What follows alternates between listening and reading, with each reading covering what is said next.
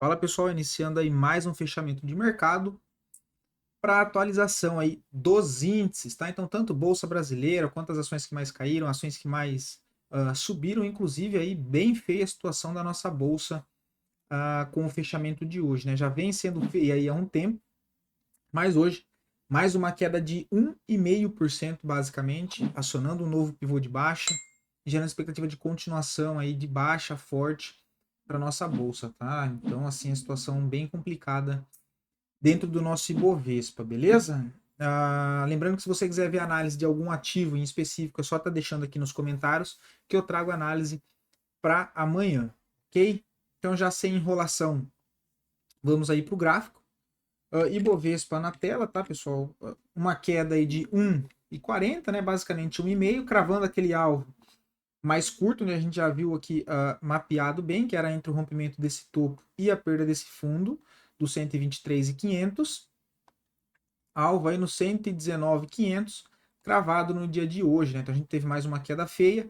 O repique que foi comentado que seria uma das possibilidades também para voltar a testar essa região de 123, 123.500, mas ainda trabalhando dentro de uma tendência principal de baixa. Ele até chegou a ocorrer a metade desse caminho no dia de hoje, mas acabou entregando toda a movimentação, voltou para fechar abaixo do fundo, confirmando mais um pivô de baixa no Ibovespa. E agora o próximo alvo lá para a região do 117.500 pontos, tá? Então, bem feia a situação aí da nossa bolsa, tá, pessoal? A gente dá uma olhada aqui no índice, no gráfico de 60 minutos, olha, ele até chegou a esboçar uma reação, mas depois já entrou muita pressão vendedora aí, continuando a tendência principal, tá? Dando uma olhada no dólar, mais uma alta, né, de 0,75, chegou a estar subindo aí 1% no dia de hoje, muito volume comprador, tá? E de fato, aquela correção curta que a gente estava imaginando acabou não acontecendo. O dólar cravou aquele alvo dos 5.417 que a gente havia comentado, né? Média móvel de 9 já se aproxima aí do preço. Probabilidade maior que siga de fato a movimentação de alta sem uma leve correção, pelo menos por enquanto esse é o indicativo, tá? Apesar de ter sido um ponto de resistência importante, toda essa região dos 5.350, assim como a gente mostrou ontem, ele fez o rompimento desse nível de resistência com bastante fluxo comprador, né? Então não sentiu muita dificuldade para romper esse nível de resistência, logo identificamos bastante pressão compradora, tá? Cravando o primeiro alvo dessa congestão ainda aqui embaixo, próximo alvo 5.500, e lembrando que agora a gente entra numa região de vazio gráfico para o dólar, tá? O gráfico semanal já está mais esticado, né? Mas ainda tem espaço para subir, tá? Situação aí bem complicada, né? DI, vamos dar uma olhada no DI.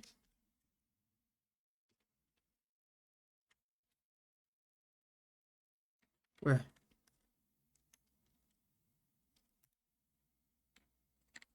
Segue apontando para cima também, próximo alvo na região dos 11,50, bastante volume comprador, justificando aí também a queda da nossa bolsa, né? Então a gente tem o DI subindo, a bolsa geralmente para baixo, tá? Segue tendência de alta ainda o DI aí para nossa bolsa brasileira, ok? Dando uma olhada agora nos índices lá fora. Opa, deixa eu só voltar aqui. Só antes da gente dar uma olhada, tá, pessoal? Lembrando que agora a gente consta aí com um serviço de consultoria.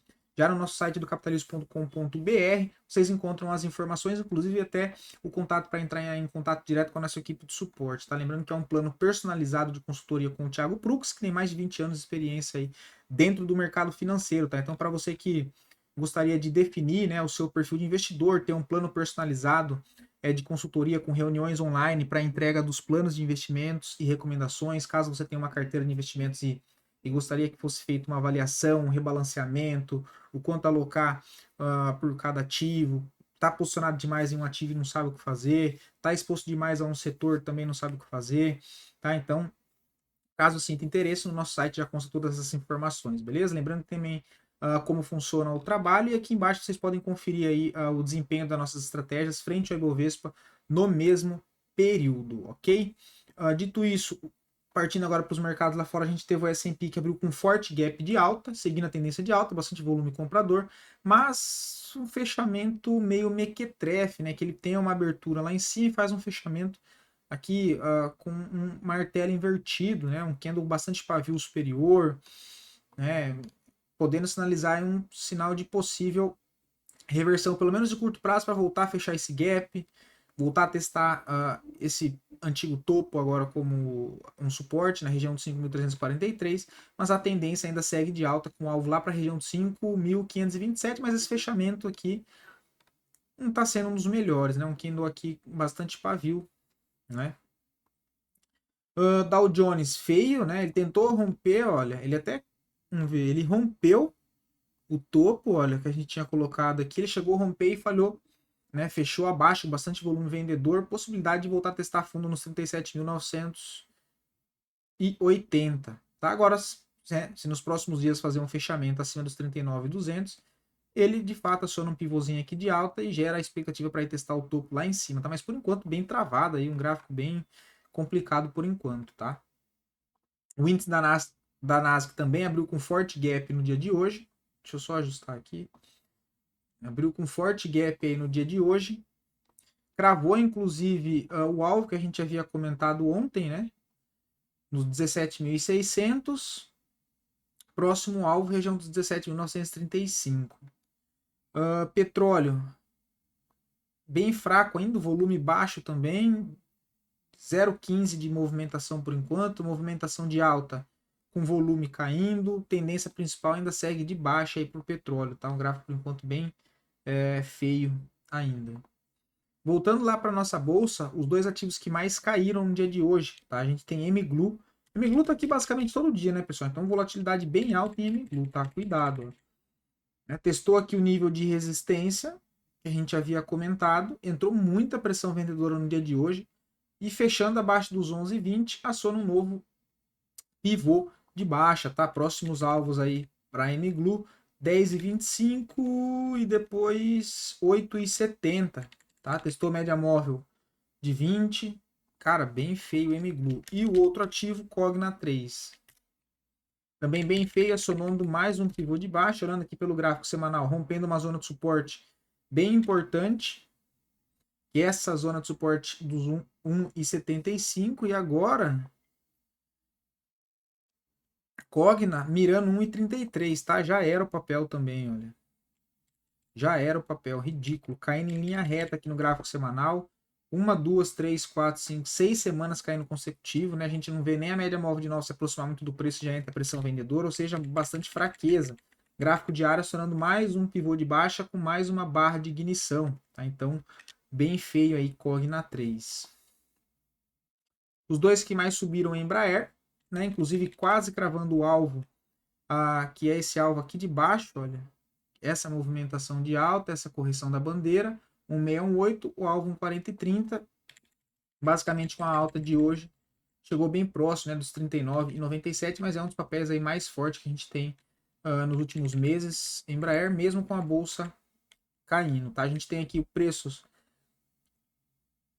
que saiu próximo das médias móveis, né? A gente até gostaria de ter pegado aqui a operação na capitalismo, a gente estava aguardando um pullback, né? Uma correção um pouco mais aqui para a média móvel de 9, mas que acabou não acontecendo e foi embora e tá tudo bem, né?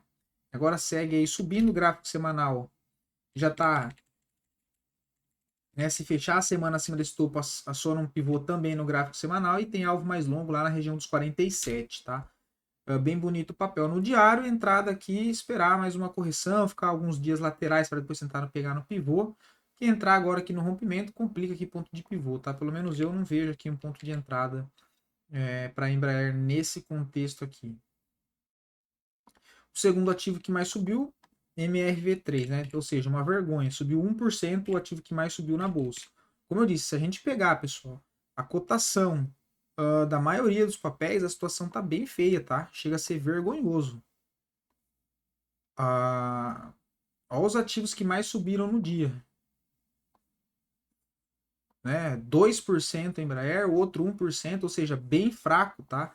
A gente tem uma bolsa brasileira aí muito fraca. Os ativos que mais caíram, olha, a maioria dos papéis caem em média 3,5%. Né? Se pegar dividido por setor também, o setor financeiro tá horrível. Né? IFNC, se a gente pega aqui para olhar,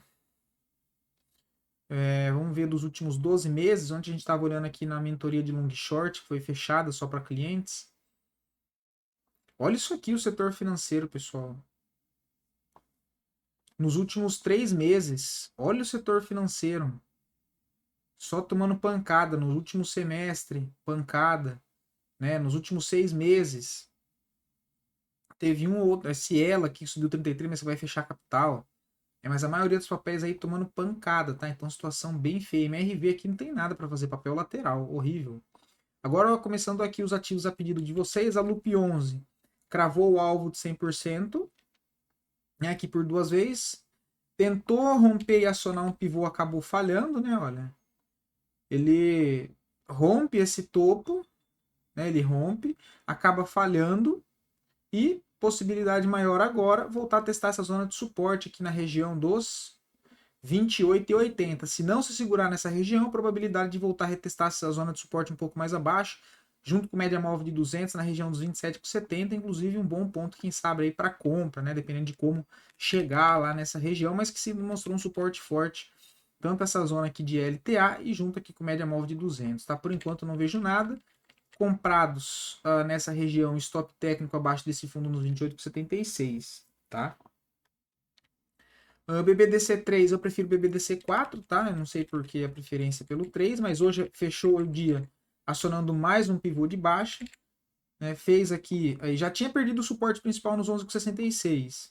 Fez um processo aqui de correção lateral e, né, média móvel de 9, média móvel de 20 se aproximou do preço. Pressão vendedora a favor dessa tendência principal de topos e fundos descendentes, um fechamento abaixo do fundo, mais um pivô de baixa aí confirmado para Bradesco, tá? Que a gente já comentou, o alvo principal que eu vejo para Bradesco, lá retornar para a região dos 10,50, tá? A gente está aqui numa região de vazio gráfico, olha.